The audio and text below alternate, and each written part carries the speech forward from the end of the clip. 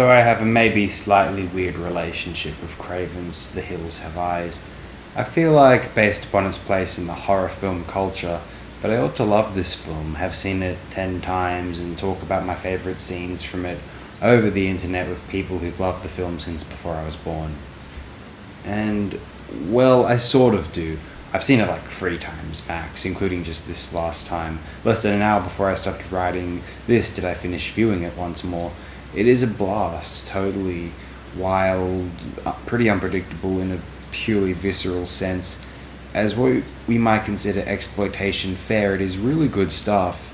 As something which might transcend on a par similar to Texas Chainsaw, or to something like Borman's Deliverance, though obviously that had no intention of being, was not an attempt at exploitation film, or across the Atlantic pond, a picture like Wicker Man.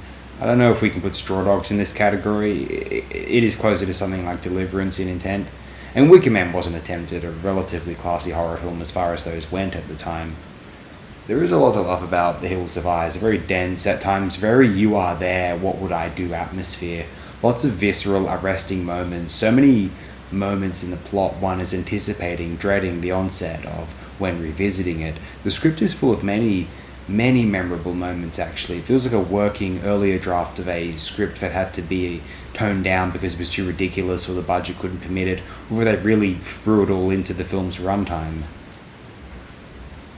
This is far and away the most I appreciate any of Wes Craven's films, for I do like his late 80s feature titled The Serpent and the Rainbow, and I think any claim he has to horror film royalty must be via this title here. Seems like the kind of film you want to be trapped in a cinema with, but also the kind of film you want to watch by yourself in the dead of night, in an effort to make sense of and understand why you might be an adult by yourself in the middle of said night. If anything lets the film down, it is the way in which the climax tends to feel like the main characters running around trying to beat the baddies with traps and via using their bumbling stupidity against them. For some reason it reminds me of some 90s family-friendly film, even though it is the exact opposite of that, and despite there being constant reminders of how mortifying and violent and traumatic the whole scenario clearly is, it still feels slightly comical, and almost tonally, seemingly played for some laughs. It reminds me of how some Flintstones film from the 90s live action might end, right down to a desert, rocky setting and characters wearing fur and rags. It makes me think of films where kids team up and play some tricks to take down the baddie, kidnapper, bumbling fool adults. There's probably a few examples of this kind of film from the era in question. Or, oddly enough, of the ending to Crocodile Dundee 2, where the protagonist separates and takes down 3 baddies, tracking him from Australia from America within the lush green Australian bush. That lets the film down a bit. Hills Have Eyes, Crocodile Dundee 2, we're not even going to go there.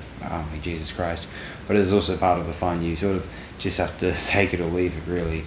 Also, the desert setting, some of the photography that feels fisheye lensy of the players, toward the slapsticky climax and character Doug Wood looking like Nicolas Cage in Raising Arizona, trying to rescue a baby. It isn't Wes Craven's fault that the Coens may have been making a sly joke with some of the choices in their 1987 film, but I can't help but have it distract me during the climax of 77's The Hills Have Eyes.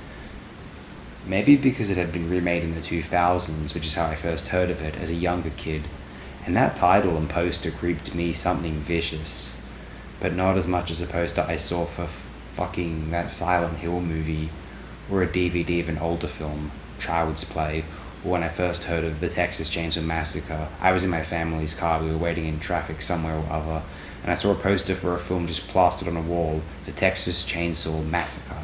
It was actually for the prequel to a remake. I couldn't see the subtitle at the beginning. That thing unnerved me quite strongly. Like, one day in Texas, some guy was just massacring people with a chainsaw. How long was it going on for until they stopped him? How did they stop him? Could there be a Sydney Chainsaw Massacre, an equivalent case in Australia? Would you just be sleeping in your bed and the Chainsaw Massacre comes in and just cuts you all up?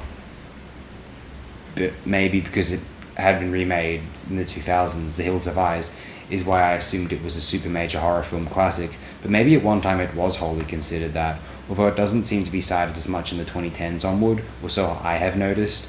Not like Texas Chainsaw still is, and plausibly it always will be. Not like how people still have praise for The Last House on the Left, even though I myself am not a big fan of that picture. More people seem to like The Driller Killer out of some fascination with Abel Ferrara's wide, rather original body of work. Yet The Hills of Eyes is a very classic in my world, and I don't know. I like the idea of being one of these Gen X fellows, even though I was born too late for it, who is a fan of the original Hills of Eyes, and all the misery, disappointments, attempts at indulgence, and possibly self-inflicted arrested development that this will doom me to, possibly for the remainder of my waking existence. I never saw the rather maligned sequel. It may be best to keep it that way, or so I suspect that it will be.